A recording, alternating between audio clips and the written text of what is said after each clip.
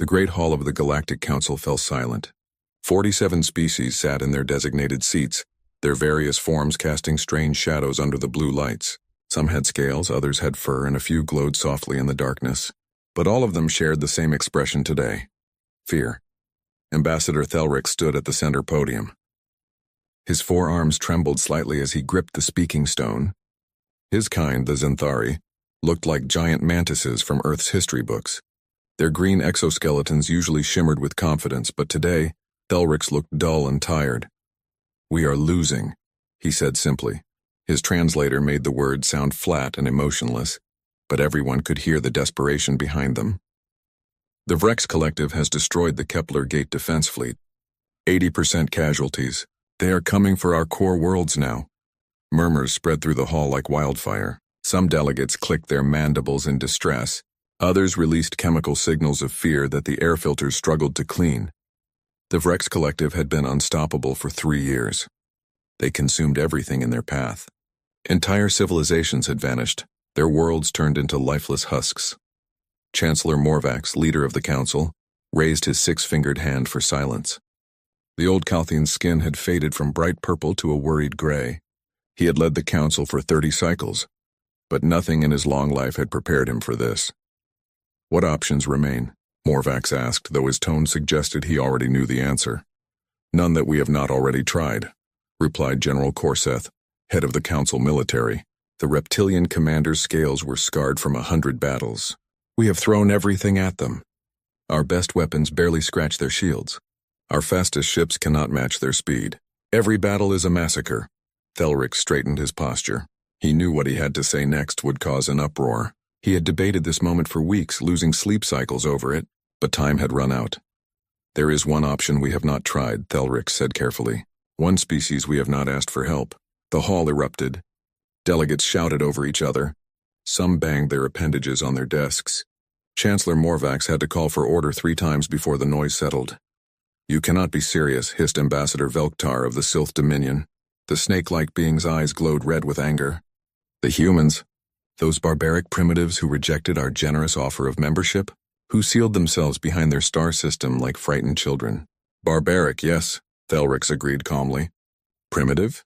I am not so sure anymore." He pulled up a holographic display. Images appeared in the center of the hall, showing Earth's solar system. The Sol system, as humans called it. It had been quarantined for 200 years, ever since first contact had gone terribly wrong.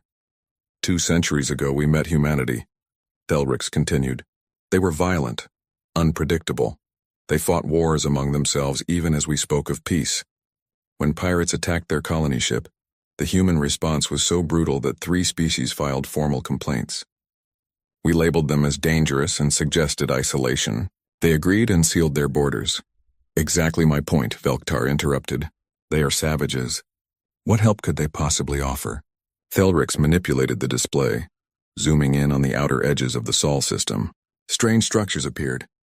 Massive stations, weapons platforms, ships in configurations no one recognized. "Our long-range scouts have detected unusual activity," Thelrix explained. "Humanity has not been idle during their isolation. They have been building, developing. There are rumors, whispers from traders who venture too close to their borders, stories of weapons that violate council laws, technologies we deemed too cruel to use." General Corseth leaned forward, his interest piqued. "What kind of weapons?" "We do not know the details," Thelrix admitted. "But traders speak of human ships that move faster than anything we have built, of kinetic weapons that strike with the force of small stars, of artificial intelligences that guide swarms of drones. All things our ethics committees banned centuries ago." The hall fell silent again. This time it was a different kind of silence. Not fear of the Vrex, but uncertainty about humanity. Chancellor Morvax spoke slowly. "You suggest we invite the wolves to save us from the tigers?" "I suggest we have no other choice," Thelrix replied. "The Vrex will reach our core worlds in 3 months. Perhaps less. If we do nothing, we will be extinct in a year. If humans are as dangerous as we fear, then perhaps that is exactly what we need." The debate lasted for hours. Some delegates argued passionately against involving humanity. Others reluctantly agreed that desperate times called for desperate measures. In the end, the vote was close. 25 species in favor, 22 against. The humans would be contacted. 3 weeks later, Thelrix found himself aboard a small diplomatic vessel, approaching the edges of human space. His crew was nervous. The last ship that crossed this boundary without permission had been vaporized instantly. Thelrix sent the agreed-upon codes and waited. The response came within seconds. A voice speaking perfect galactic standard, crisp and professional. Zenthari vessel, this is Earth Defense Station 12. State your purpose. I am Ambassador Thelrix of the Galactic Council, he transmitted. I request an audience with your leaders. We require assistance in a matter of galactic security. There was a pause. Thelrix imagined humans on the other end, discussing whether to vaporize his ship or hear him out. Proceed to coordinates we are sending now, the voice finally said. Deviate from the flight path and automated defenses will engage. We will send an escort. The escort arrived within minutes. 3 human ships, each no larger than a standard fighter craft, but they moved with unnatural precision. Their hulls were dark, almost invisible against space except for their running lights. As they guided Thelrix's ship deeper into the Sol system, he saw more of humanity's defenses. Weapon platforms orbited every major planet. Massive railguns pointed outward, their barrels wider than his entire ship. Missile batteries capable of launching thousands of projectiles. And everywhere patrol ships moving in complex patterns, their formations suggesting military precision beyond anything the Council employed. They took him to a space station orbiting Mars. It was enormous, easily the size of a small moon. The station's architecture was purely functional, with none of the artistic flourishes most species preferred. Everything about it screamed efficiency and purpose. Thelrix was escorted through corridors filled with humans in military uniforms. They all stopped to stare at him. Some looked curious, others hostile. One young human touched his weapon nervously as Thelrix passed. The ambassador felt very small and very alone. Finally, he was brought to a conference room. A single human woman waited for him. She wore a crisp black uniform with silver insignia. Her hair was pulled back severely and her blue eyes studied him with cold calculation. She stood when he entered. Ambassador Thelrix, she said, her translator rendering her words in Zenthari. I am Admiral Sarah Kowalski, commander of Earth Defense Fleet. Please sit. Thelrix settled into a chair designed for various alien anatomies. Admiral Kowalski sat across from him, her hands folded on the table. 200 years, she said quietly. That is how long it has been since the Galactic Council told us to stay away. How long since you abandoned the Aurora colony to raiders and told us it was not your problem? How long since you called us barbaric and suggested we remain in our corner of space? Thelrix's mandibles clicked nervously. He had read the historical files. He knew humanity had legitimate grievances, I remember. Thelrix said carefully. The Council failed you then. I will not pretend otherwise. But now the galaxy faces extinction. The Vrex Collective is destroying everything. In 3 months, they will reach the core worlds. We are asking for help. Admiral Kowalski's expression did not change. Why should we care what happens outside our borders? You made it clear we were not welcome in your galaxy. Because the Vrex will not stop at Council worlds, Thelrix replied. Once they finish with us, they will come for you. Help us now or face them alone later. The Admiral was quiet for a long moment. Then she pulled up a holographic display. Images of Vrex ships appeared along with battle data. We have been monitoring the situation, Kowalski admitted. Our long-range intelligence has tracked the Vrex for 2 years. We know what they are capable of. We also know that your fleets are being slaughtered. She manipulated the display showing different ship designs and weapon systems. Your problem is simple, she continued. You fight like you are playing a game with rules, honor, ethics, measured responses. The Vrex do not care about rules. They care about winning, and so do we. Thelrix felt a chill run down his spine. Are you saying you will help us? I am saying we will consider it, Kowalski replied. But there will be conditions. If we fight our way. No council committees second-guessing our tactics. No ethics reviews. No restrictions. You give us operational freedom, or we stay home. The council will agree to any terms, Thelrix said quickly. Perhaps too quickly, but desperation left no room for pride. Admiral Kowalski nodded slowly. Then humanity will help. We will send our expeditionary fleet to your staging area. 50 ships, Thelrix's heart sank. 50. Admiral, the Vrex bring thousands of ships to each battle. The Council's remaining forces number only a few hundred vessels. 50 ships will make no difference. For the first time, Admiral Kowalski smiled. It was not a warm smile. Ambassador, you asked for our help because your fleets number in the thousands and are still losing. Perhaps numbers are not what matter. Perhaps 50 of our ships will be enough. Perhaps they will be more than enough. 2 weeks later, Thelric stood in the command center of the Council's primary staging ground. Around him, officers from dozens of species monitored displays and coordinated what remained of their military forces. Everyone was waiting for the human fleet to arrive. When the jump signatures appeared, the room fell silent. 50 ships dropped out of faster-than-light travel in perfect formation, but they were like nothing Thelric had ever seen. Council ships were elegant with smooth curves and artistic designs. Human ships were brutal. Angular hulls covered in armor plating, massive weapon mounts bristling with railguns and missile pods. No decorations, no wasted space, pure function. General Corseth approached Thelric, staring at the display. The old general's scales had gone pale. Those are warships, Corseth whispered. True warships. Not exploration vessels with weapons added. Not diplomatic cruisers modified for combat. Ships built from the hull up to kill. Admiral Kowalski's face appeared on the main view screen. Behind her, Thelric could see a command bridge filled with human officers working at their stations with focused intensity. This is Admiral Kowalski of the Earth Defense Fleet, she announced. We are ready to receive mission briefing and tactical data. Chancellor Morvax himself appeared on another screen.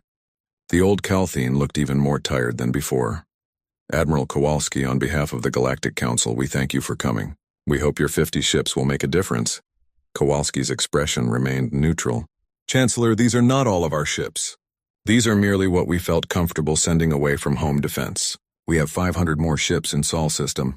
This is just our expeditionary force. The command center erupted in shocked murmurs. 500 ships in reserve.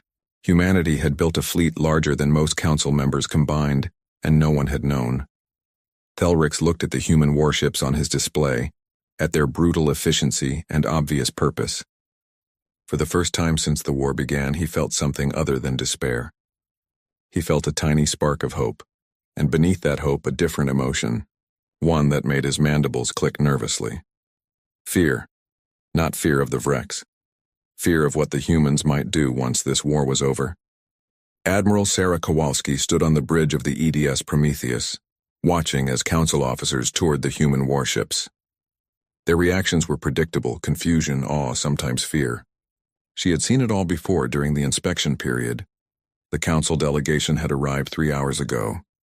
They came aboard with scanning equipment and data tablets, determined to understand the technology that humanity had developed in isolation. What they found confused them more than it enlightened them. A Calthene engineer named Vextel approached Kowalski. His purple skin flushed darker with frustration. He held up a portable scanner that beeped erratically. "Admiral, we cannot identify half the systems on this vessel," Vextel said through his translator. "Your power generation reads as fusion, but the output levels are impossible for that technology. Your propulsion system uses quantum entanglement for faster-than-light travel, which should not work according to established physics. And these weapons—" He gestured helplessly at a nearby display. "We have no classification for them at all." Kowalski allowed herself a small smile. "Engineer Vextel, humanity has had 200 years to develop without interference. We took paths your council's ethics committees would never have approved. That is why our technology looks alien to you, because it is built on different principles. But the laws of physics are universal," Vextel protested weakly. "The laws of physics, yes," Kowalski agreed. "But your interpretation of what is possible or ethical? That is what held you back. We had no such limitations." She pulled up a holographic display showing the Prometheus's main weapons array. "This is a railgun. Nothing fancy. We accelerate a tungsten rod using electromagnetic force. Simple physics. But we accelerate it to 0.9 of light speed. At that velocity, a small rod carries more kinetic energy than your capital ship's main batteries. When it hits a target, the target ceases to exist in any meaningful way. It does not explode. It vaporizes." Vextel's eyes widened. 0.9 light speed? The energy requirements alone would be enormous, Kowalski finished. Which is why we developed new fusion reactor designs. More efficient, more compact, more powerful. We needed them to run our weapon systems. The Council banned kinetic weapons above 0.2 light speed, Vextel said quietly. The Ethics Committee deemed them too destructive. Too cruel. That is why you are losing, Kowalski replied without emotion. You fight with one hand tied behind your back. You wage war like it is a gentleman's duel with rules and honor. The Vrex wage war like a natural disaster. They do not care about your rules. Neither do we. She switched the display to show another weapon system. These are antimatter torpedoes. Each one carries a gram of antimatter suspended in a magnetic containment field. When the field collapses on impact, matter and antimatter annihilate each other. The explosion is equivalent to 20 kilotons. We carry 500 per ship. Vexatel made a choking sound. Antimatter weapons were banned 300 years ago. The devastation they cause is precisely what we need against the Vrex, Kowalski interrupted. Engineer, I understand your shock. Your species has rules about warfare because you view it as a last resort, something to be avoided if possible, and conducted with restraint when necessary. Humanity views warfare differently. War is inevitable, so we became very, very good at it. She gestured to a nearby tactical officer. Lieutenant Chen, bring up the drone control systems. A new display appeared showing thousands of small icons swarming around the human fleet in complex patterns.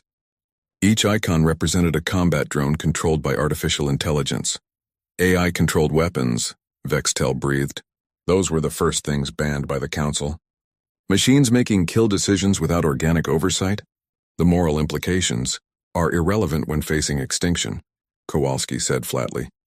Each of our capital ships carries 3,000 autonomous combat drones.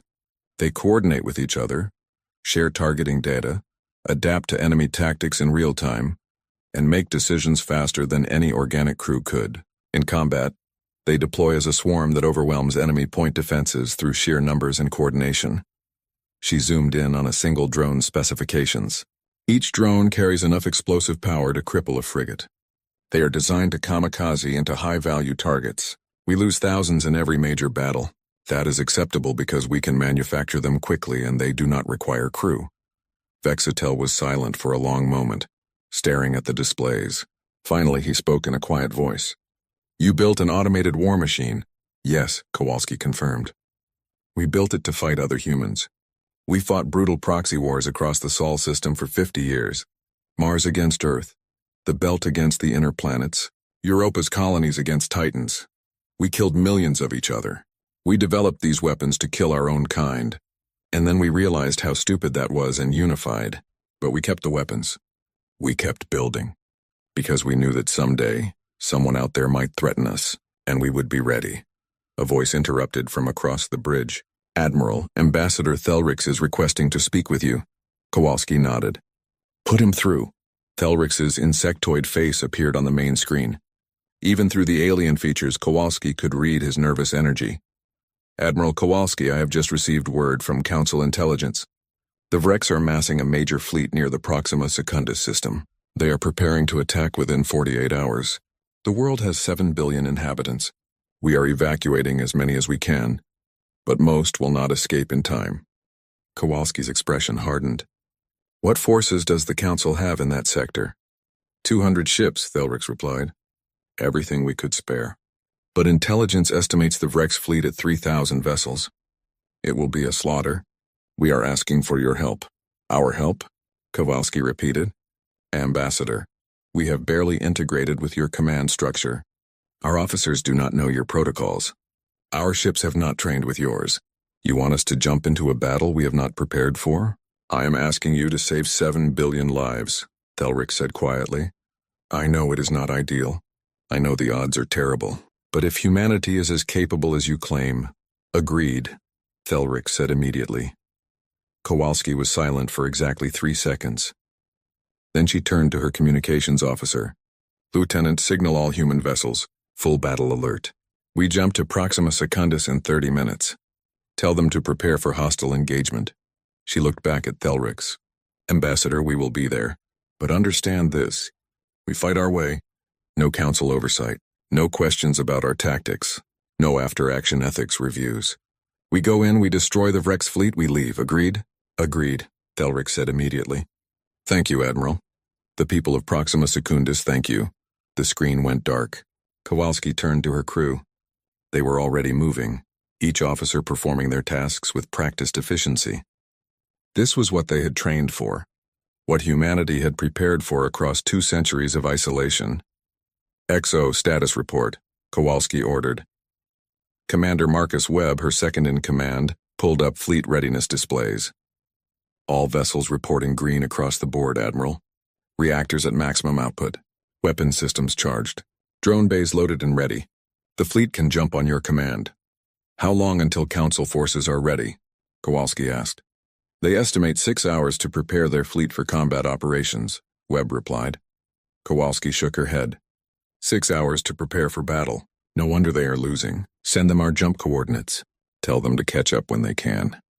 We are not waiting. Admiral, jumping in without support, Webb began. Is exactly what we need to do, Kowalski interrupted. The Vrex will not expect us. They have never faced human weapons. We hit them hard and fast while they are still figuring out what hit them. By the time Council forces arrive, the battle will already be decided. Webb nodded sharply. Aye, Admiral. Kowalski walked to the center of the bridge, standing in front of the main view screen. Around her, the crew worked at their stations, their faces showing the calm focus that came from years of training. These were not green recruits. Every person on this bridge had seen combat.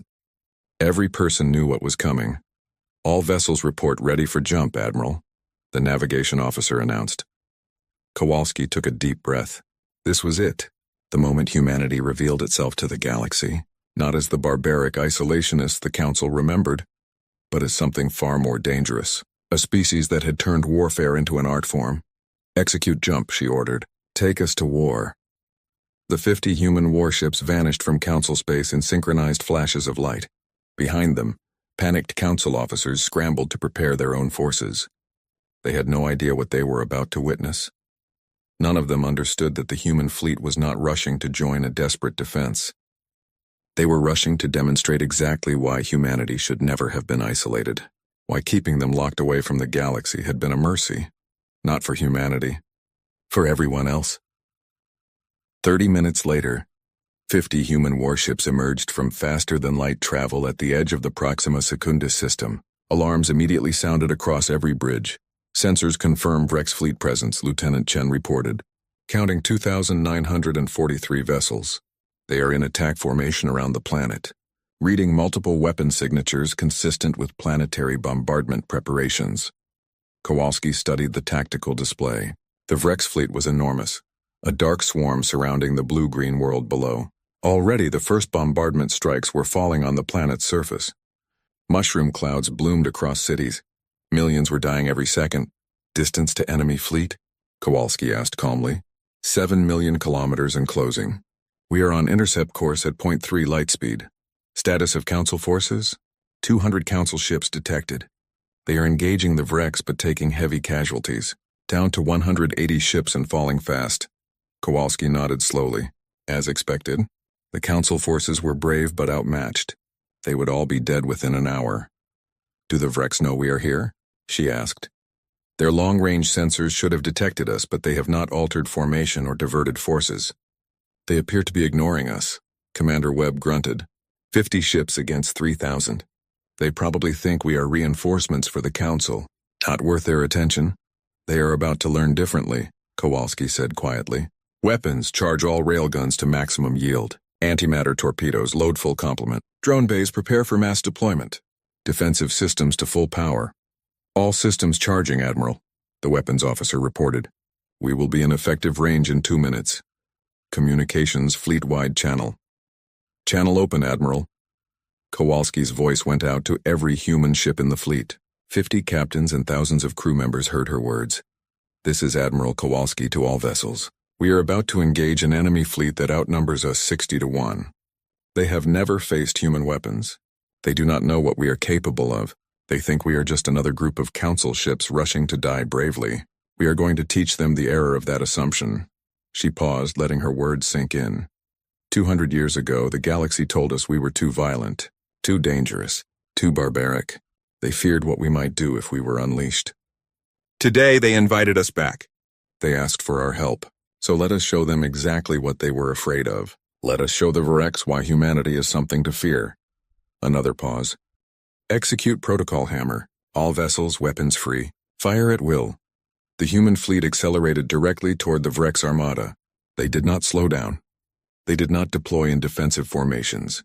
They charged like ancient cavalry, engines burning at maximum thrust, closing the distance at .3 light speed. The Virex finally noticed them. Alerts spread through the enemy fleet as sensors picked up unusual energy signatures. The human ships were not like Council vessels. Their power outputs were wrong. Their weapons configurations were unrecognizable. Their approach was suicidal. Fleet Commander Vormak of the Vrex Collective watched the human ship's approach on his tactical display. His species had evolved from pack hunters on a harsh world. They understood violence in a primal way. They had conquered 67 civilizations through sheer brutality and overwhelming force. Nothing frightened them, until today. Something about these new ships made Vormak's combat instincts scream warnings. They moved wrong, accelerated wrong. Their formations suggested purpose and calculation that felt familiar in a disturbing way. Like looking into a mirror and seeing something predatory staring back. Destroy them, Vormak ordered. All forward batteries target those ships. I want them eliminated before they reach effective weapons range. 300 Vrex warships opened fire simultaneously. Energy beams and plasma torpedoes streaked across space toward the human fleet. It was enough firepower to vaporize a planet's surface. It should have annihilated the 50 human ships instantly. The weapons struck the human shields, and nothing happened. Kowalski watched as the Vrex barrage hit her fleet. The shields flickered, turning white-hot for a moment, then returned to normal. The quantum-hardened ablative shields distributed the energy across multiple dimensions, shunting most of it away harmlessly. Shield status, she said calmly. Shields holding at 97%, Admiral. Enemy weapons are ineffective. Range to targets? Entering effective range in 5 seconds. Kowalski's hands gripped the arms of her command chair. Fire. 50 human warships unleashed hell. The railguns fired first. Tungsten rods, each weighing 50 kilograms, accelerated to .9 light speed. They crossed the remaining distance in fractions of a second. When they hit Vrex ships, physics took over. The kinetic energy converted instantly to heat and light. Vrex warships did not explode. They did not break apart. They simply ceased to exist, vaporized in microseconds by the relativistic impacts. 200 Virex vessels vanished in the first salvo. Before the Virex fleet could even process what happened, the second wave hit. Antimatter torpedoes streaked through space, their magnetic containment fields barely containing the deadly cargo. They detonated in the densest parts of the Vrex formation. Each explosion created a miniature sun, the matter-antimatter reactions releasing more energy than Vrex shields could possibly absorb. Ships within 500 kilometers of each detonation were instantly destroyed. Ships within 1,000 kilometers were crippled by radiation and electromagnetic pulses. 800 more Vrex ships died in nuclear fire. Then came the drones. 50,000 autonomous combat units poured from the human fleet, like angry insects from a disturbed hive. They moved in perfect coordination, their AI minds communicating at the speed of light, sharing targeting data, identifying priorities, adapting to Vrex defensive patterns in real time. The Vrex point defense systems opened fire desperately. They destroyed hundreds of drones, then thousands. But for every drone destroyed, 10 more slipped through. The drones were small, fast, and smart. They jinked and weaved, used destroyed ships as cover, coordinated their approaches to overwhelm individual targets. They slammed into Virex warships by the hundreds, each one carrying enough explosive power to penetrate hulls and detonate inside. Capital ships shuddered as dozens of drones impacted simultaneously, explosions tearing through their interiors, secondary detonations following as reactors and ammunition stores cooked off. Vormak watched in horror as his fleet disintegrated around him. They had engaged 50 enemy ships. 5 minutes ago, his fleet had numbered nearly 3,000 vessels. Now his tactical display showed fewer than 2,000, and the rate of losses was accelerating. All ships fall back, he ordered desperately. Get us out of here. But the human fleet was not done. They had closed to point-blank range now, moving through the Vrex formation like sharks through a school of fish. More railgun shots, more torpedoes, more drones. The slaughter continued without pause. Council forces, watching from the edges of the battle, sat in stunned silence. Their sensors showed impossible things. Human ships moving at speeds that should tear them apart. Weapons hitting with force that violated energy conservation laws. Drone swarms exhibiting intelligence that made their own AI seem primitive. And everywhere, Vrex ships dying, vaporizing, exploding, breaking apart. The mighty Vrex collective, terror of the galaxy, was being systematically annihilated. Not defeated. Annihilated. The battle, if it could even be called that, lasted exactly 5 minutes and 43 seconds from first human railgun shot to the last Vrex ship either destroyed or fleeing. 3,000 Vrex vessels entered the battle. 2,891 were destroyed. 109 escaped, their faster-than-light engines engaging in full retreat. Human casualties, 0.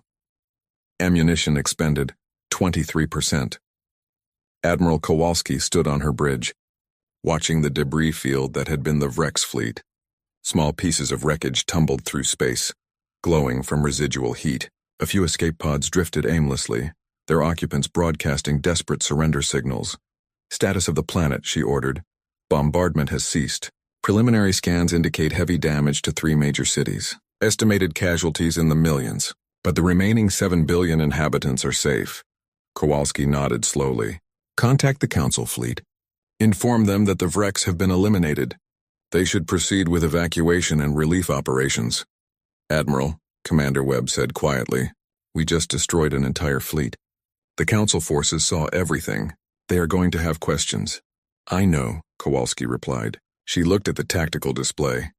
At the 50 human ships holding position in perfect formation. Not a single vessel damaged. Not a single casualty. Let them ask. We did what they could not. We saved those people down there. If the Council has a problem with our methods, they should not have asked for our help.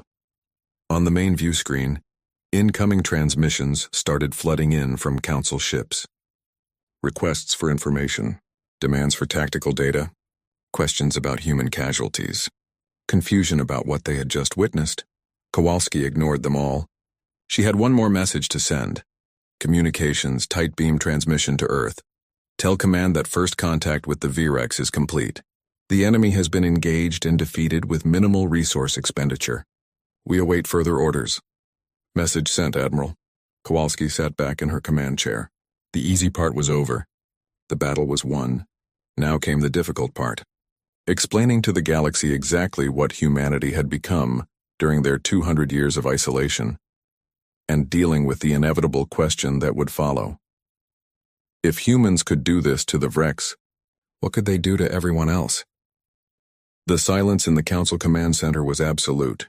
Officers from 47 species stood frozen at their stations, staring at displays that showed impossible things. The Vrex fleet, 3,000 strong, had been annihilated in under 6 minutes. The human fleet of 50 ships sat undamaged among the debris field. Ambassador Thelrix felt his legs give out beneath him. He collapsed into his chair, mandibles clicking uncontrollably. His mind struggled to process what his eyes had seen. The math was simple but terrifying. 3,000 enemy ships destroyed, 50 human ships untouched. It was not a battle. It was an execution. General Korzeth approached slowly, his clawed hand gripping the back of Thelrix's chair for support. The old general's scales had gone completely gray with shock. What are they? Korzeth whispered. What in the name of the ancestors are they? Before Thelrix could respond, Admiral Kowalski's face appeared on every screen in the command center. Her expression was calm, almost bored, like she had just completed routine training exercises rather than the most devastating victory in recorded galactic history. Council Command, this is Admiral Kowalski, she said crisply. Vrex fleet has been eliminated. The planet Proxima Secundus is secure. Human forces are standing by for further orders. We have sufficient munitions remaining for 2 more engagements of similar scale. 2 more engagements. The words hung in the air like a death sentence. Humanity had barely used a quarter of their ammunition to destroy an entire Vrex armada. What could they do at full capacity? Chancellor Morvax finally found his voice. The old Kalthine's skin had turned almost white with shock. Admiral Kowalski, we thank you for your assistance. The people of Proxima Secundus owe you an enormous debt. But we must ask, what happened here? How did you achieve such a decisive victory? Kowalski's expression did not change. We engaged the enemy using standard human combat doctrine. Our weapons performed as designed. The Vrex fleet was destroyed. Is there something unclear about those facts, Chancellor? Admiral, Morvax said carefully, you destroyed 3,000 warships in less than 6 minutes. Your entire fleet suffered 0 casualties. This is unprecedented in the history of galactic warfare. We need to understand how this is possible. With respect, Chancellor, you need to understand that this is what war looks like when it is conducted properly, Kowalski replied. The Vrex were using outdated tactics and inferior weapons. We exploited those weaknesses. That is all. Thelrix leaned forward, his voice shaking. Admiral, your railguns achieved velocities we thought impossible. Your shields absorbed damage that should have vaporized your ships. Your autonomous drones displayed coordination beyond anything we have seen. This is not simply superior tactics. You possess technology centuries beyond anything in Council space. 200 years beyond, Kowalski corrected. That is how long you gave us to develop without interference. We used that time productively. A new voice cut into the channel. Cold, calculating. It came from one of the Council's science vessels. Admiral Kowalski, this is Research Director Malketh. I have been analyzing your weapon signatures. The kinetic energy of your railgun projectiles exceeds the theoretical maximum for electromagnetic acceleration. The antimatter reactions show containment efficiency that violates thermodynamic principles. Your faster-than-light drives leave quantum signatures that should not exist. How is any of this possible? Kowalski smiled slightly. Director Malketh, your theories assume certain limitations that we decided to challenge. Your laws of physics are correct. Your assumptions about what those laws allow? Not so much. That is not an answer, Malketh snapped. I am asking for... You are asking for information about human military technology, Kowalski interrupted. Information that humanity considers classified. If the Council wishes to understand our weapon systems, you can submit a formal request through diplomatic channels. I am sure our government will give it all the consideration it deserves. The implied refusal was clear. Humanity would not be sharing their secrets, not now, perhaps not ever. Chancellor Morvax raised a hand for calm. Admiral, we do not wish to create tension between our peoples. You have proven your capabilities beyond any doubt. The Galactic Council is grateful for your assistance. We are simply trying to understand our new allies. Understood, Chancellor, Kowalski replied. But the Council should also understand something important. We came here because you asked for help. We destroyed the Virex because it needed to be done. But we are not your military. We are not your weapons. We are an independent power offering temporary assistance. Do not mistake our cooperation for subordination. The command center fell silent again. Every species present understood the message. Humanity was not asking to join the Galactic Council. They were not seeking approval or integration. They were stating a simple fact. We are here. We are powerful. Deal with it. Thelrix made a decision. Someone had to bridge this gap before it became unbridgeable. Admiral Kowalski, may I come aboard your vessel? I would like to discuss the next steps in this campaign. Face to face, if you will permit it. Kowalski considered for a moment. Permission granted, Ambassador. Transmitting docking coordinates now. Come alone. 20 minutes later, Thelrix found himself back aboard the EDS Prometheus. The human crew eyed him with expressions ranging from curious to hostile. He could not blame them. 200 years of isolation, caused partly by the Council's treatment of humanity. That kind of resentment did not fade easily. Admiral Kowalski met him in the same conference room as before. This time, Commander Webb stood behind her. The XO's expression was carefully neutral, but Thelrix sensed the protective stance. These humans were loyal to each other. That much was clear. Ambassador Thelrix, Kowalski said, gesturing to a seat. You wanted to discuss next steps. What did you have in mind? Thelrix settled into the chair, trying to project calm despite his internal turmoil. Admiral, what happened today will change everything. The entire galaxy just watched humanity destroy the most feared military force in known space. Within hours, every major power will be analyzing that battle. Within days, they will be asking questions. Within weeks, they will be making decisions about how to respond to humanity's existence.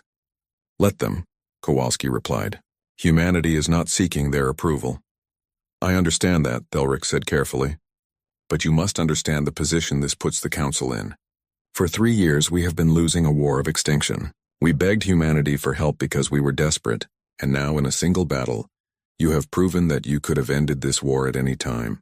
You could have saved billions of lives, but you chose not to, because we isolated you 2 centuries ago.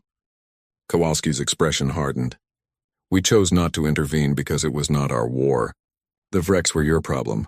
You only made them our problem when you came asking for help. If you are looking for an apology for our delayed response, you will not get one. I am not looking for an apology, Thelric said quickly. I am trying to help you understand how the Council will react.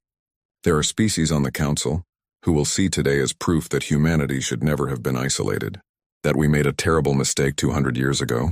But there are others who will see today as proof that humanity is too dangerous to exist, that you are a threat that must be contained before you turn on us. Commander Webb leaned forward, his voice hard. Is that a threat, Ambassador? No, Thelric said firmly. It is a warning. I am trying to help you navigate the politics that are about to explode across Council space.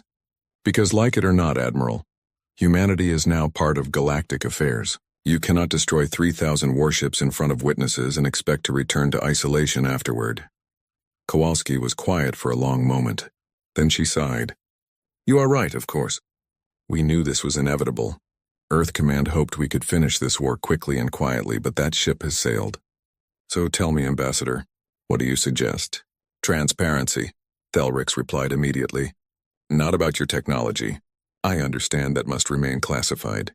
But about your intentions.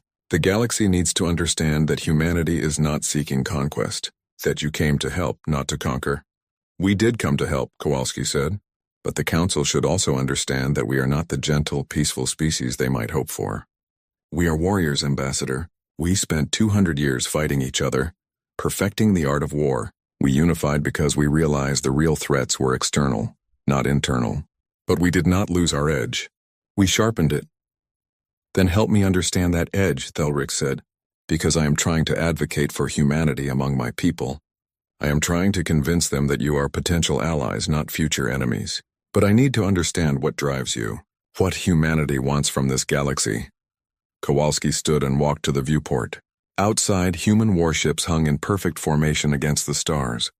Beyond them, the blue-green curve of Proxima Secundus was visible, scarred but surviving. What does humanity want? She repeated quietly. 200 years ago, we wanted acceptance. We wanted to explore the stars, make friends, share knowledge. The galaxy told us no, told us we were too violent, too primitive, too dangerous. So we went home. We built our own civilization. We thrived without the Council's help. She turned to face Thelric directly. Now, we want to be left alone. We want our independence respected. We want the galaxy to acknowledge that we exist on our own terms, not theirs. And we want to ensure that no one ever threatens Earth or her colonies. That is all. We are not seeking to conquer anyone. We are not interested in building an empire. We just want our corner of space and the strength to keep it safe. Then why help us? Thelric asked. If all you want is isolation, why risk your ships and your people for a council that rejected you? Because the Virex would not have stopped with you, Kowalski replied. Eventually they would have come for us. Better to stop them now while we have allies, even reluctant ones, than face them alone later. Strategic pragmatism, Ambassador. Nothing more. Thelric nodded slowly. He believed her. Perhaps that was naive, but something in her tone rang true. Humanity was not seeking conquest. They were seeking security. The problem was their definition of security involved weapons capable of destroying fleets in minutes.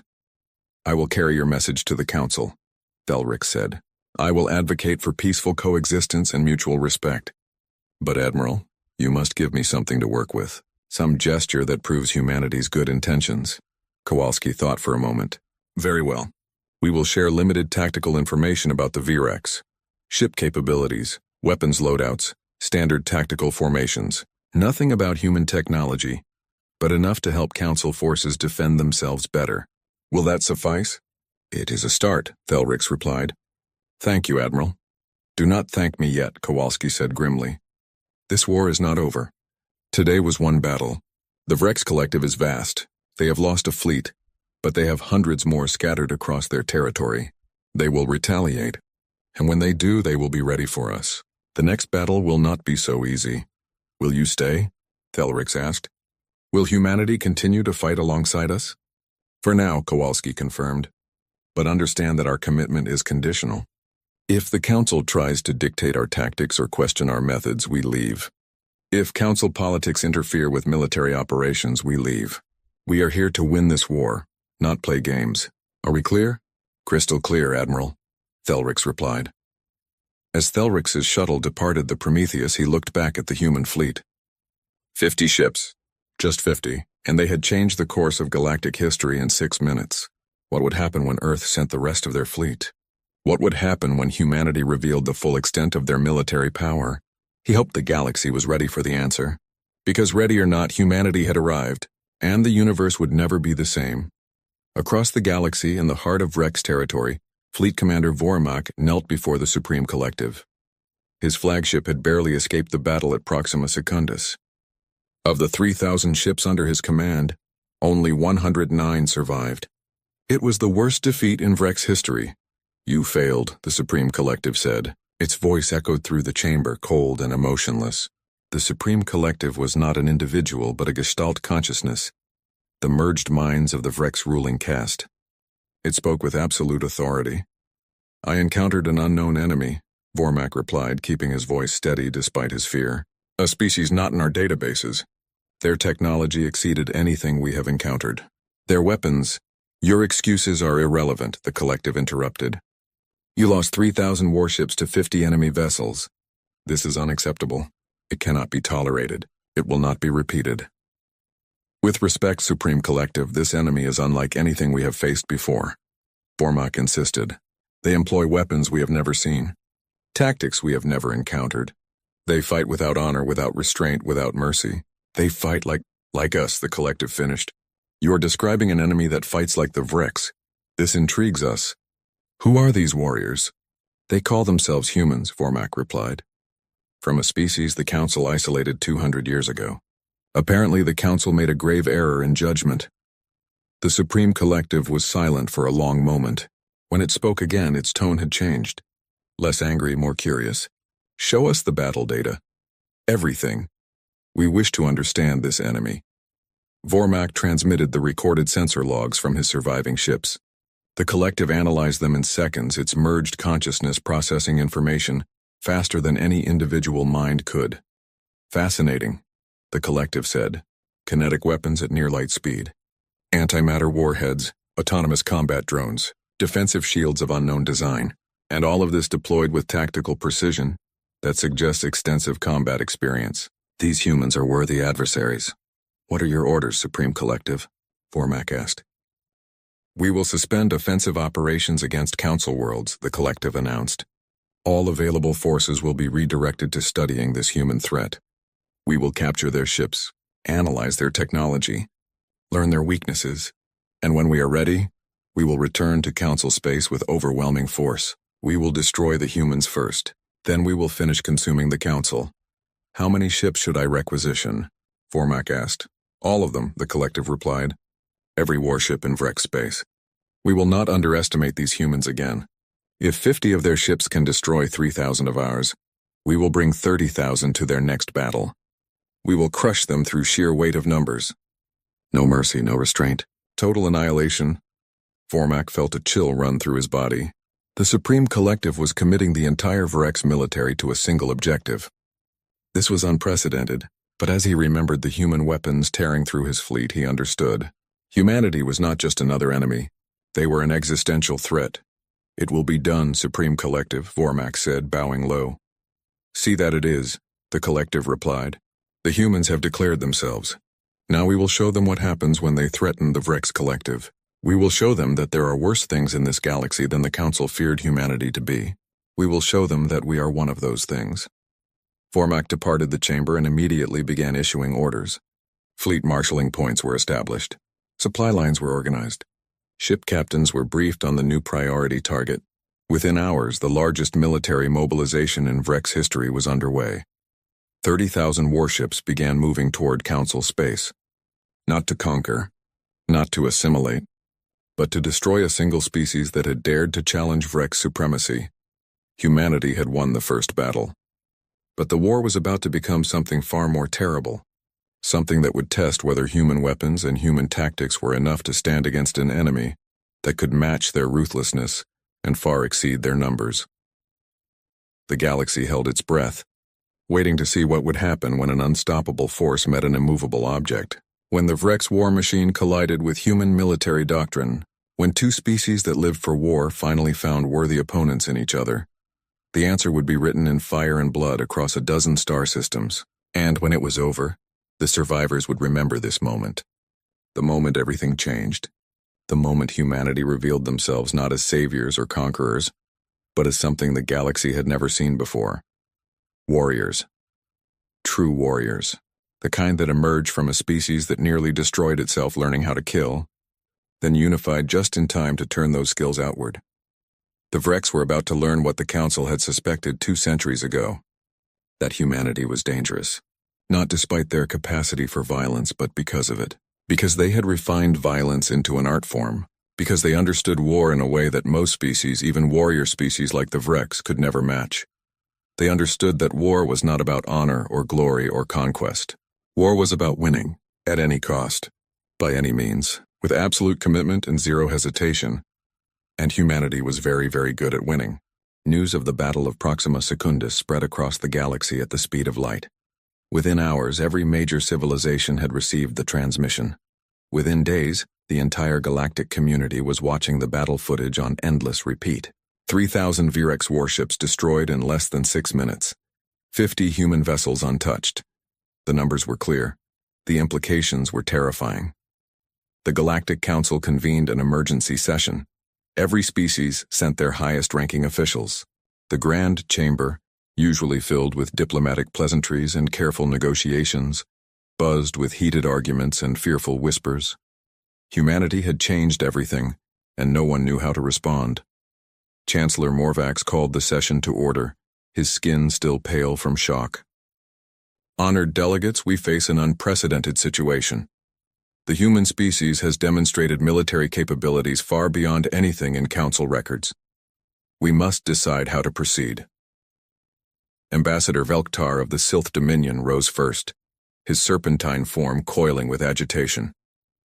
What is there to decide, Chancellor? We invited monsters to save us from predators.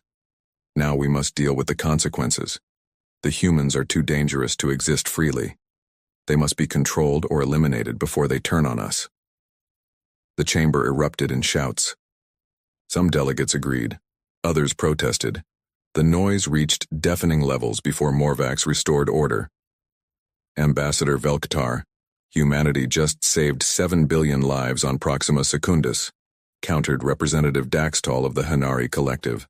The bird-like delegates' feathers ruffled with indignation. They came when we asked. They fought when we needed them. They asked for nothing in return. How does this make them monsters? They destroyed 3,000 ships without breaking a sweat, Velktar hissed.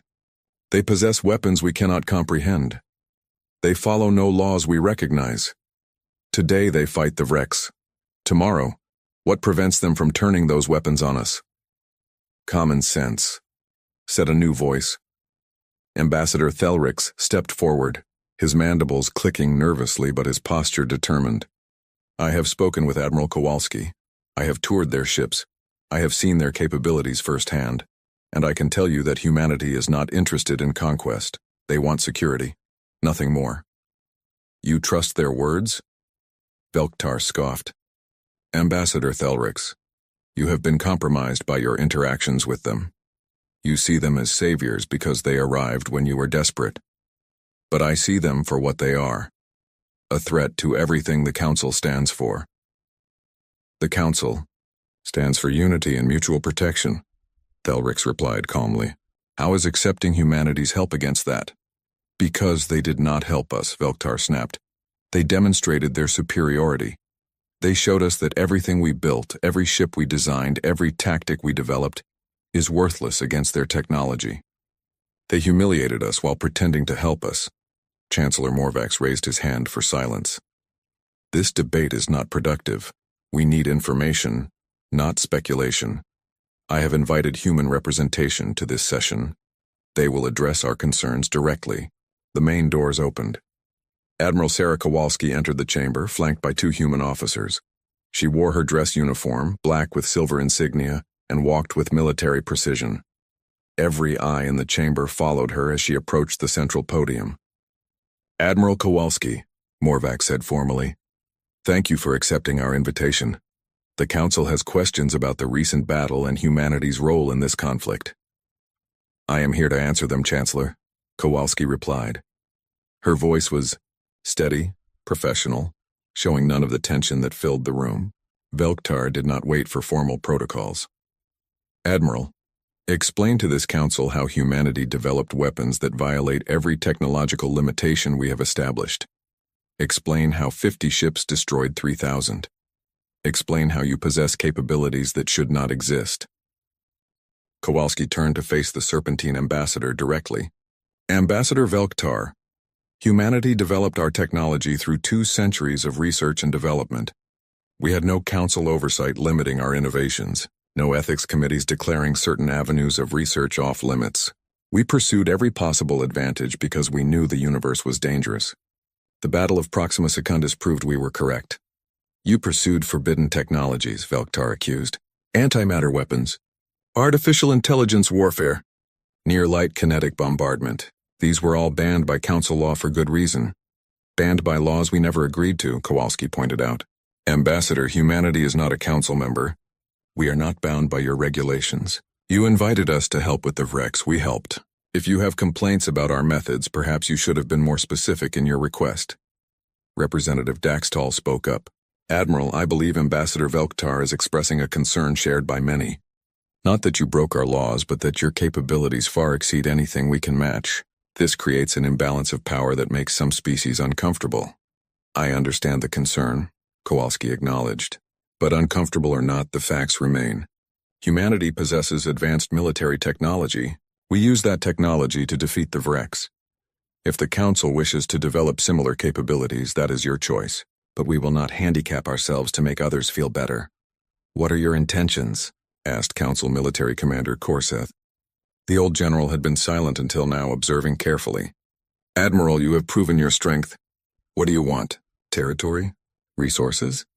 Political power within the Council? We want none of those things, Kowalski replied. As I told Ambassador Thelrix, humanity's goal is simple. We want our independence respected. We want our territory left alone. We want to ensure that no external threat can harm Earth or her colonies. That is all. Then why fight for us? Korseth pressed. If you only care about your own security, why risk your people to save ours? Strategic pragmatism, Kowalski said. The Vrex would not have stopped with the Council. Eventually, they would have come for human space. Better to stop them now while we have potential allies than face them alone later. Additionally, this conflict allows us to field test our weapons and gather intelligence on major galactic threats.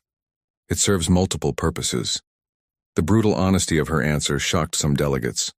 Others nodded in understanding. At least the humans were not pretending their motives were purely altruistic. Chancellor Morvax leaned forward. Admiral Kowalski, the Council appreciates your assistance. But we need assurances. The galaxy needs to know that humanity will not use its power to threaten other species. Can you provide such assurances? No, Kowalski said bluntly. I can tell you that humanity has no current plans for conquest or aggression against Council members. I can tell you that we prefer peaceful coexistence. But I cannot guarantee anything beyond that. If another species attacks human territory, we will respond with overwhelming force. If anyone threatens Earth, we will destroy them. Those are not threats, Chancellor. Those are facts. The chamber fell silent. Her words were not diplomatic. They were not comforting. But they had the ring of absolute truth. Then what prevents the next war? Velktar demanded. What stops humanity from deciding that Council space would make nice colonies? What stops you from deciding that other species are threats that need eliminating? The same thing that stops any war, Kowalski replied. Mutual deterrence, cost-benefit analysis, common sense. Ambassador, we could conquer Council space if we wanted to. Our military superiority makes that clear. But why would we? We have everything we need in Sol system. We have no interest in governing alien populations or managing interstellar empires. War is expensive. Peace is profitable. We choose peace until someone forces us to choose war. Pretty words, Velktar muttered. But words are cheap. Then let me offer something more concrete, Kowalski said. Humanity is willing to enter into a mutual defense pact with the Galactic Council. We will commit to defending Council space from external threats. In return, the Council recognizes human sovereignty over Sol system and our colony worlds. We establish formal diplomatic relations. We share limited technological information that helps the Council defend itself without giving away classified military secrets. This creates a framework for peaceful coexistence based on mutual benefit. Thelrix's mandibles clicked excitedly. This was more than he had hoped for. A formal alliance between humanity and the Council would stabilize the entire region and give both sides reason to maintain peace. But Velktar was not convinced. And if the Council refuses this offer? What then? Kowalski's expression hardened. Then humanity finishes helping you defeat the Vrex, returns to Sol system and seals our borders. You will never see us again unless you come looking for trouble. We are offering partnership. If you refuse, we offer isolation. Those are the only two options. Chancellor Morvax stood, his aged body moving with surprising energy. The Council will need time to debate this proposal. But personally, Admiral, I support the idea of formal alliance. We have fought the Vrex for 3 years. We have lost millions. Humanity ended a major engagement in 6 minutes. That is the kind of ally we need. There is one more thing the Council should know, Kowalski said quietly. Our intelligence indicates that the Vrex are marshalling their entire military for a massive counterattack. They are not giving up. They are preparing to come at us with everything they have. Tens of thousands of ships. Perhaps more. They will not make the mistake of underestimating us again. The chamber erupted in panic. Delegates shouted questions. Some called for immediate evacuation of core worlds. Others demanded military mobilization. The fear that had been briefly pushed aside by the victory at Proxima Secundus came flooding back. How long do we have? Korseth demanded. Unknown, Kowalski replied. Weeks at minimum. Months at maximum. The Vrex are mobilizing forces from across their territory. When they come, it will be with overwhelming numbers. This will be the decisive battle of the war. Can you win? Morvax asked simply. All the politics, all the debates, all the fears came down to that single question. Admiral Kowalski, when the Vrex come with their full might, can humanity stand against them? Kowalski met his gaze steadily. I do not know, Chancellor. At Proxima Secundus we had technological superiority and the element of surprise. In the next battle, the Vrex will be prepared. They will bring numbers that even our weapons cannot easily overcome. We will fight. We will make them pay for every meter of space, but I cannot guarantee victory. Her honesty was refreshing even as it was terrifying. She was not boasting about human invincibility. She was stating military reality. They were good, perhaps the best, but they were not gods. Then we fight together, Korseth said firmly. The old general rose to his feet, his scarred scales gleaming. If the Vrex are coming with everything, then the Council commits everything as well. Every ship, every weapon, every warrior. We combine our forces with humanity's. We make our stand together or fall together. Murmurs of agreement spread through the chamber. Whatever fears the delegates had about humanity, they feared the Vrex more. And if there was a chance that combining forces could win, they would take it. Chancellor Morvax looked around the chamber, gauging the mood. Is there a second to General Korseth's proposal? I second, Thelric said immediately. All in favor of full military alliance with humanity for the duration of the Vrex conflict? Hands, claws, tentacles, and various other appendages rose throughout the chamber. The vote was nearly unanimous. Only Velktar and a handful of others abstained. Then it is decided, Morvax announced. The Galactic Council formally allies with humanity. Admiral Kowalski, you will have full access to Council military resources and intelligence. In return, we ask for your continued support against the Vrex threat. Agreed, Kowalski said. I will coordinate with General Korseth to integrate our forces. We have a lot of work to do and not much time to do it. As the session ended and delegates filed out, Thelrix approached Kowalski. You were honest with them. You did not promise easy victory or minimize the danger. I appreciate that. Lying would not help anyone, Kowalski replied. The Vrex are coming. The next battle will be hell. But at least now we face it together. Admiral, may I ask you something personal? Thelrix said. Go ahead. You spoke about humanity's wars. About fighting each other for 50 years. About millions dying. Does that haunt you? The cost of becoming so good at war? Kowalski was quiet for a moment. Every day, Ambassador. Every day I remember the battles of the Belt Wars, the Mars Rebellion, the Europa incident. I remember friends who died fighting other humans over resources and ideology and stupid pride. Yes, it haunts me. But it also taught us something important. That war between civilized species is the worst kind of waste. That we need to direct our capacity for violence outward. Against real threats, not inward against each other. That lesson cost millions of lives. I will not let those deaths be meaningless. You carry a heavy burden, Thelrix observed. So do you, Kowalski replied. You convinced your people to trust humans, to ally with monsters, as Velktar called us. That took courage. I convinced them because I believe you meant what you said, that humanity wants peace. We do, Kowalski confirmed. But Ambassador, understand something. We want peace because we know the cost of war, not because we fear it. There is a difference. And in the coming battle, the Vrex will learn that difference the hard way. Across the galaxy, in Vrex territory, Fleet Commander Vormak stood aboard his new flagship, watching as thousands of warships gathered. This was just one of 30 assembly points. At each one, 1,000 ships prepared for war. The largest military force the Vrex had ever assembled. All for one purpose, destroying humanity. The Supreme Collective's voice echoed through his mind. Status report. Assembly is proceeding as planned, Supreme Collective, Vormak reported. 28,000 warships have reached their marshalling points. Another 5,000 are en route. We will be ready to launch the offensive within 3 weeks. The humans will not expect such numbers, the Collective said with satisfaction. They defeated 3,000 ships through technological surprise. But technology means nothing when buried under sufficient mass. We will overwhelm them. 30,000 ships against their 50. Even their weapons cannot kill fast enough. What of the Council forces? Vormak asked. Intelligence suggests they are combining their fleet with the humans.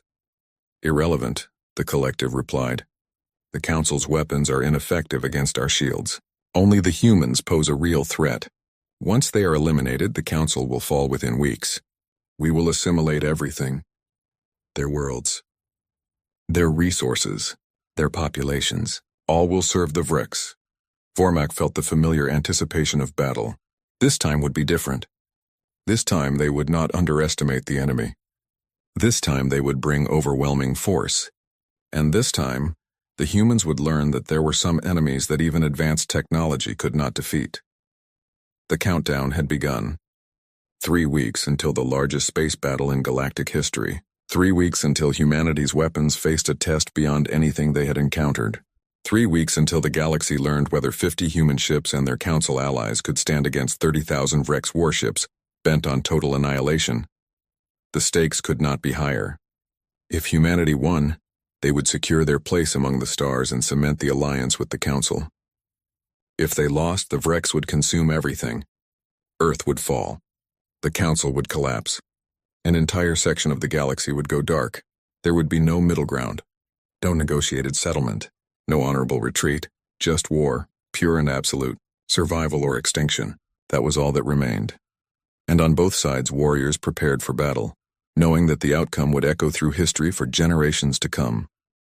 23 days after the Battle of Proxima Secundus, the largest fleet ever assembled in galactic history gathered at the Kepler Gate. 550 human warships stood in perfect formation, their dark hulls absorbing light like holes in space.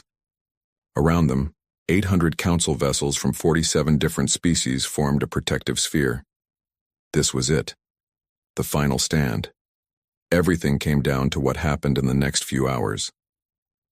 Admiral Sarah Kowalski stood on the bridge of the EDS Prometheus, watching the tactical displays. Her fleet had grown. Earth Command had sent 500 additional ships.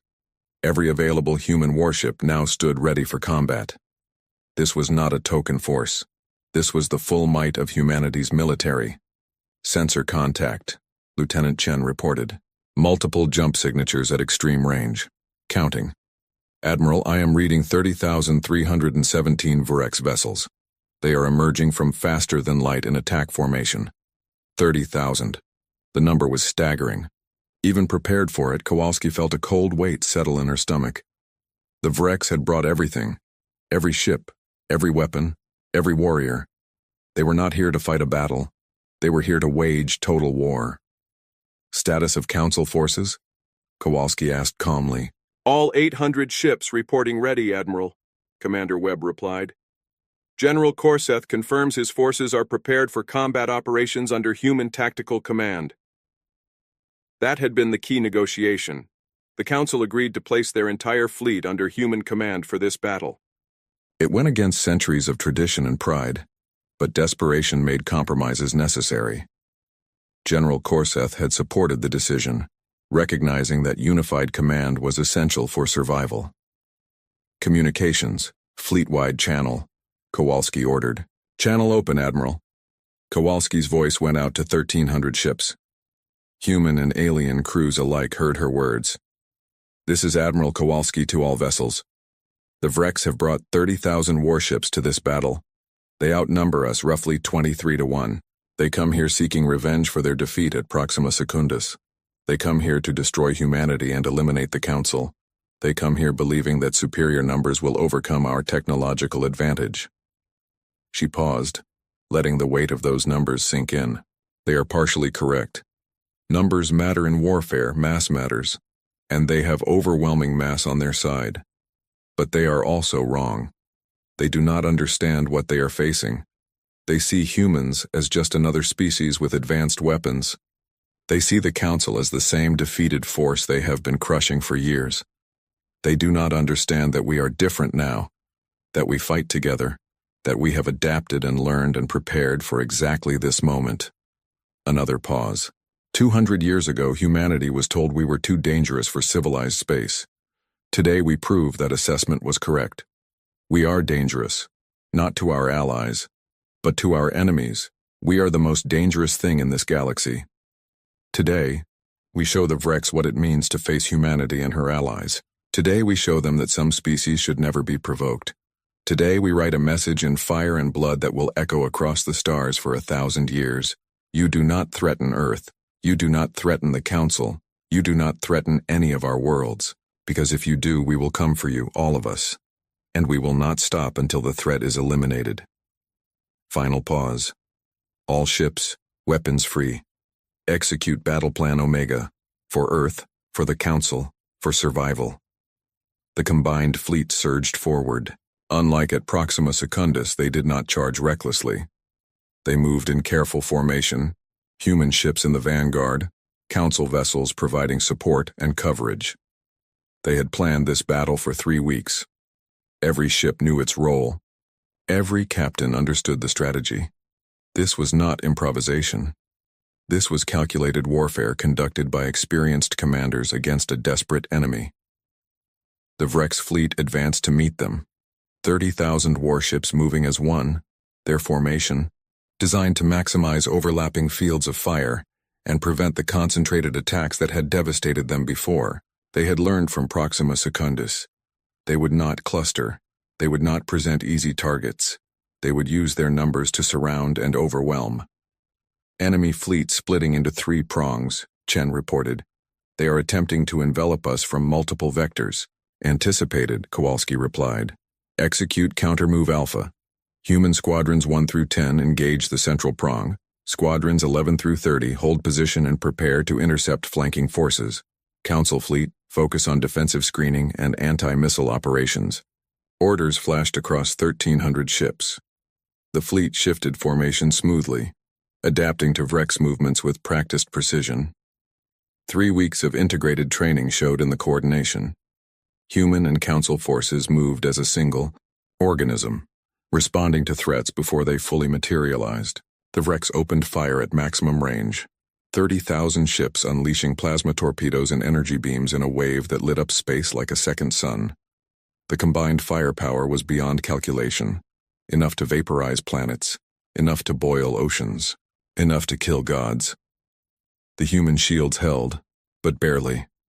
The quantum-hardened ablative shielding that had shrugged off Vreks weapons at Proxima Secundus now flickered and strained under the massed barrage. Warning alerts sounded across multiple bridges. Shield generators overheated. Power conduits strained. The sheer mass of incoming fire was too much for even human technology to completely dismiss. Shields down to 60%, Admiral, Webb reported.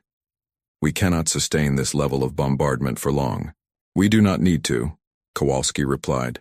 Range to targets? Entering effective weapons range in 30 seconds. All human vessels, charge weapons to maximum.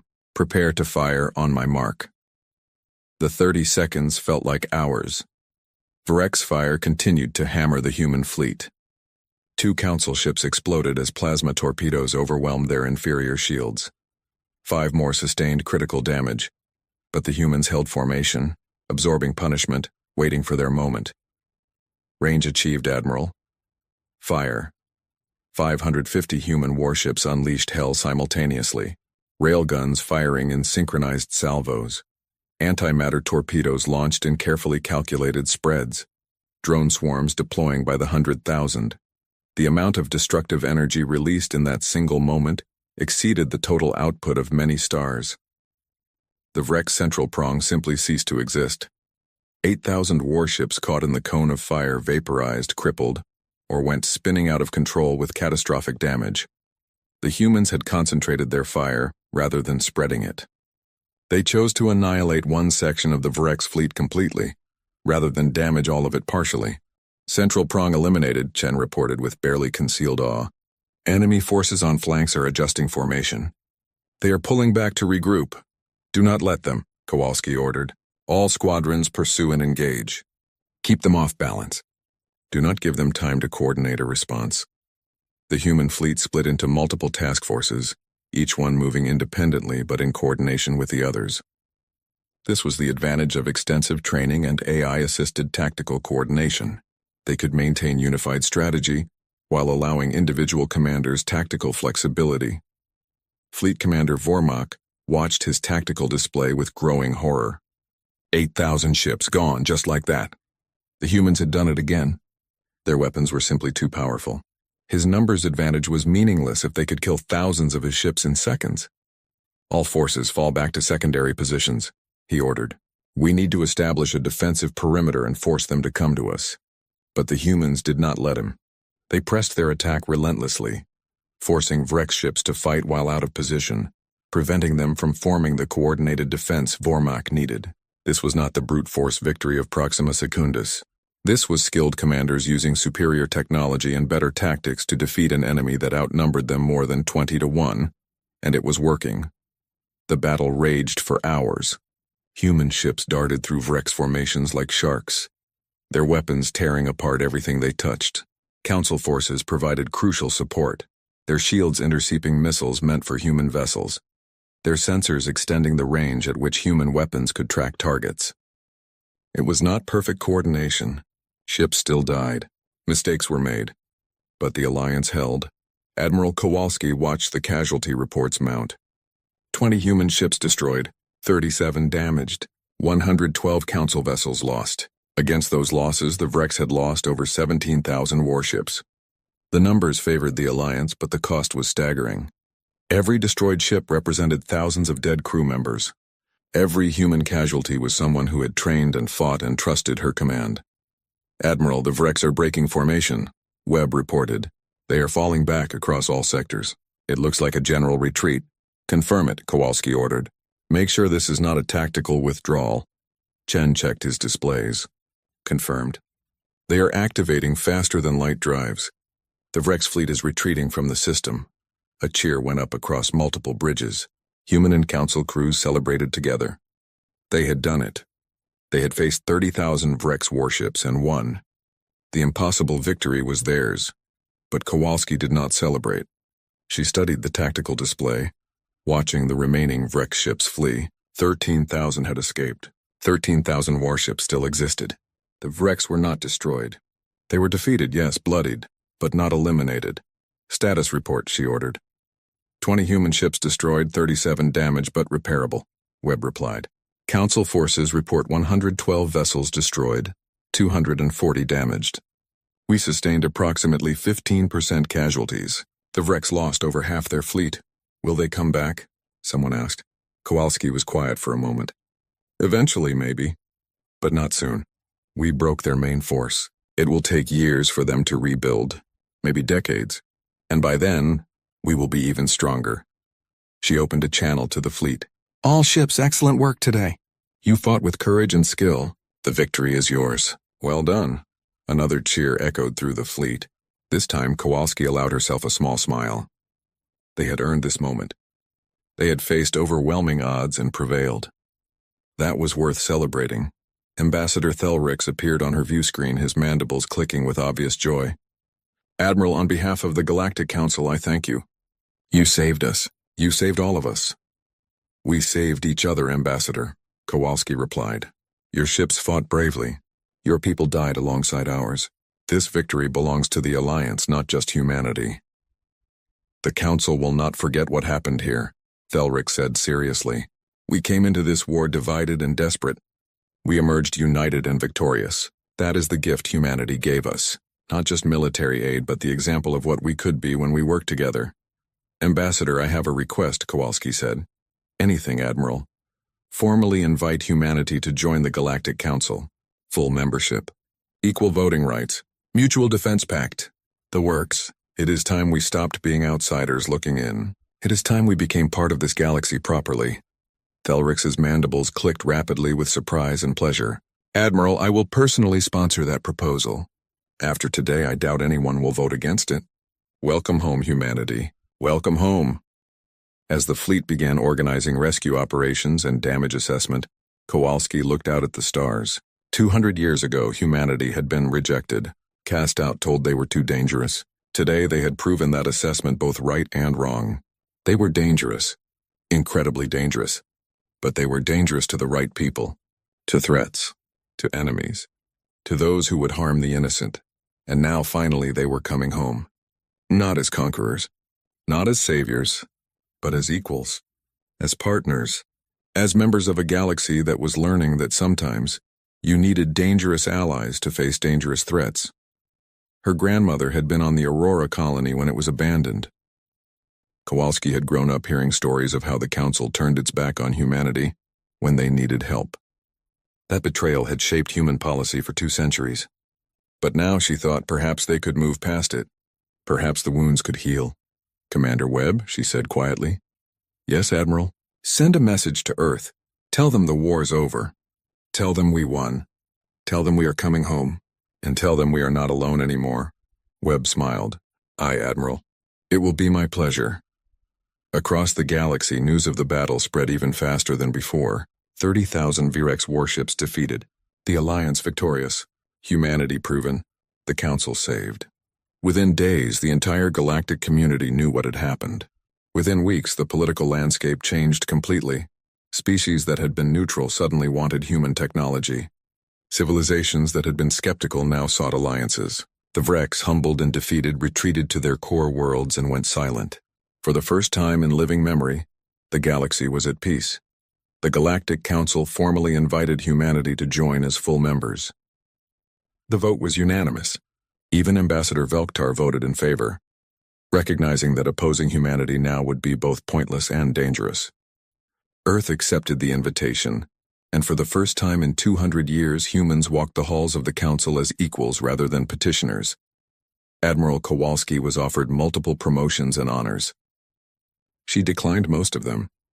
She did accept one, a joint commission as both Earth Defense Fleet Admiral and Council Military Advisor. Someone had to make sure the Alliance held. Someone had to ensure that humans and aliens continued working together.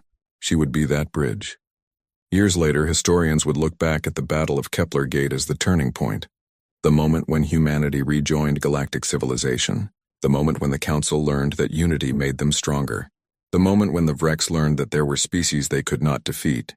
But for those who fought there, who bled there, who lost friends there, it would always be something simpler. The day they proved that working together even the impossible could be achieved. The day humanity stopped being the scary outsiders and became trusted allies. The day the galaxy learned that sometimes the most dangerous species can also be the most valuable friends. Admiral Sarah Kowalski stood in her quarters aboard the Prometheus, looking at a photo of her grandmother.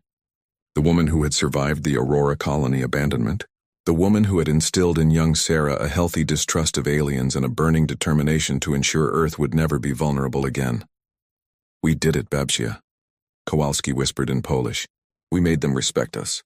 We made them see us as equals, and we did it without becoming the monsters they feared. I hope that makes you proud. Outside her window, human and alien ships worked side by side, repairing damage, tending wounded, sharing supplies. The barriers were not gone. Trust was still fragile, but it was a start. A real start. And sometimes, Kowalski thought, that is all you can ask for. A chance to prove yourself.